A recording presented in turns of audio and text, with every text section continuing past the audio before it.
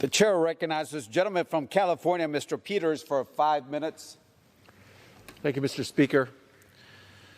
I rise today to pay tribute to an extraordinary San Diegan and World War II veteran, U.S. Navy Commander William Bill Vogt.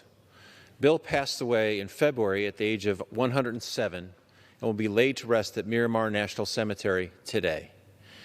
Bill served with honor and distinction as an intelligence officer for nearly 30 years and was, according to Navy records, the oldest living U.S. military officer. Bill joined the U.S. Navy Reserve in 1940 and was called to active duty on December 8, 1941, the day after the attack on Pearl Harbor. His first assignment was to the District Intelligence Office covering the southern coast of California. There he searched for submarine activity and intercepted Nazi mail bound for Mexico and sent summaries of it up the chain of command.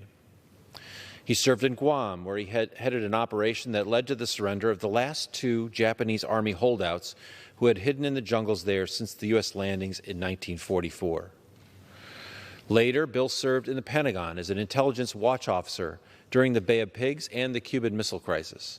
And in 1969, during his last tour of duty in San Diego, William debriefed sailors of the USS Pueblo after they had been held captive in North Korea for 11 months. At one point during his remarkable career, during a time of significant labor unrest, Bill was contacted by Roy Cohn, Senator Joseph McCarthy's lawyer.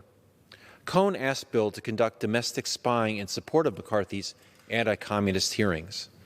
Bill viewed the request as illegal, and he refused it, and refused to turn over the files Cohn wanted on the Longshoremen's Union. Then, and until the very end, Bill Vogt was a fierce defender of our Constitution. Bill was one of the first students to attend San Diego State University and lived to be its oldest known graduate. In 1934, he completed his degree in commerce.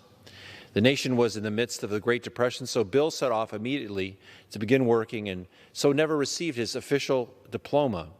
84 years after earning it, San Diego State President Adela de la Torre presented it to him at the age of 105. Bill met his beloved wife Lillian in Coronado, and there they were married for 67 years.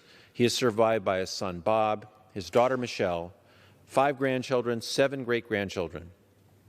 Bob described his father as a best friend, a hero, and a role model. Bob wrote to me in 2019 and told me his father lived near me and wanted to spend some time talking about his country with his congressman and have a drink, and it was an honor to spend some time with Bill, to raise a glass with this great American. Still sharp at 106, with somewhat diminished hearing, I must say, he shared stories from his extraordinary military career. He showed me his collection of books about history and politics, and he told me of his deep concern over the state of our democracy. He urged me to keep fighting to protect it and to never give up the fight. He still had not. Bill Vogt represented the best of San Diego and the best of America. On behalf of a grateful nation, we thank him, wish him and his family fair winds and following seas. Mr. Speaker, I yield back.